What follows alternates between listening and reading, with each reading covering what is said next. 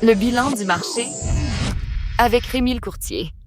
Salut tout le monde, Rémi Lavergne avec vous pour le bilan du mois de février 2026 pour le marché immobilier du Grand Montréal. Je vous accueille avec une image de froid glacial parce que c'est ce qu'on a connu en février. On l'oublie vite quand on a des belles températures comme on a eu dans les derniers jours, là, mais c'était un mois assez froid, hein, disons-le comme ça. Le magazine Les Affaires titrait «Les ventes immobilières dans la région de Montréal reculent de 3% en février».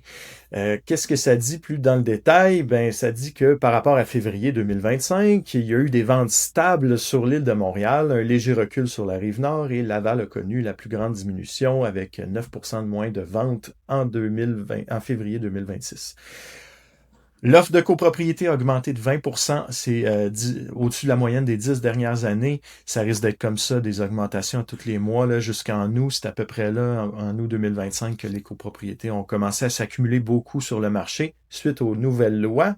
Les ventes par catégorie, léger recul du nombre de ventes de l'unifamilial, moyen recul 7% au niveau de la copropriété et les plex, légère hausse.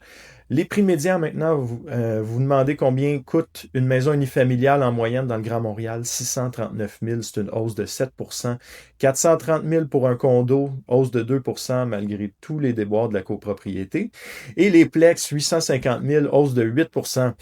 Qu'est-ce qu'on note au niveau des conditions de marché? Au niveau de l'unifamilial, le marché est toujours favorable aux vendeurs. Pour la copropriété, c'est un peu différent.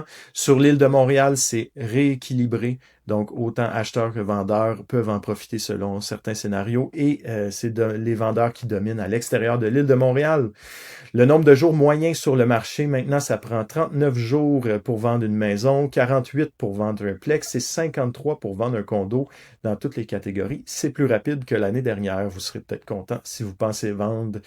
Je vais maintenant aux statistiques. Je ne vous lirai pas tout puisque je vous ai dit déjà beaucoup d'informations. Il y a 12% plus de maisons, condos et plex à vendre sur le marché. 13% de nouveautés de plus que l'année dernière, ce qui nous amène au graphique du bas. Vous voyez, on a quand même un catalogue vraiment plus intéressant que l'année dernière et ça va peut-être grossir un peu, je pense pas trop, parce qu'on voit aussi qu'au niveau des ventes, ça augmente beaucoup. En janvier, on était loin de ce qu'on avait connu l'année dernière. Là, on se rapproche de ce qu'on a connu en février. Mars pourrait comme être égal à ce qu'on a connu l'année dernière et qui sait ce qu'avril va nous réserver. Ça risque quand même de suivre la même pente après, puisque l'été, les gens sont en vacances et ou déménagent. Au niveau des négociations avec les maisons, on peut s'attendre à 76% du temps payer le prix demandé pour une propriété, 10% du temps seulement on négocie et 14% du temps on voit de la surenchère. Donc c'est pas tant que ça. Au niveau des condos, ça va surprendre plus d'un. 88% du temps, on vend au plein prix, au prix demandé ou très proche. Seulement 7% du temps, ils se font négocier et 5% du temps, ça finit en surenchère. Et oui, il y a encore de la surenchère dans les condos, les perles rares, que voulez-vous. Et pour les plex, c'est souvent des immeubles un peu plus vieux. 17% du temps, ils sont négociés. 70% du temps, ils sont payés très proche du plein prix. Et 13% finissent en surenchère. Qu'est-ce qu'on va surveiller pour le mois de mars? Le 18 mars, il va y avoir une annonce sur le taux directeur. Je ne m'attends pas à un changement à ce niveau-là, malgré la guerre en Iran qui vient d'avoir lieu. Là. À part le prix à la pompe, pour l'instant, il n'y a pas trop de changements connus.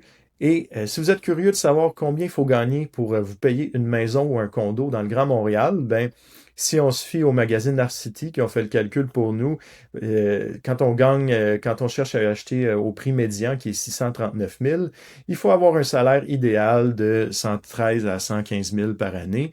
On s'entend, ça peut être un couple, hein, c'est plus facile.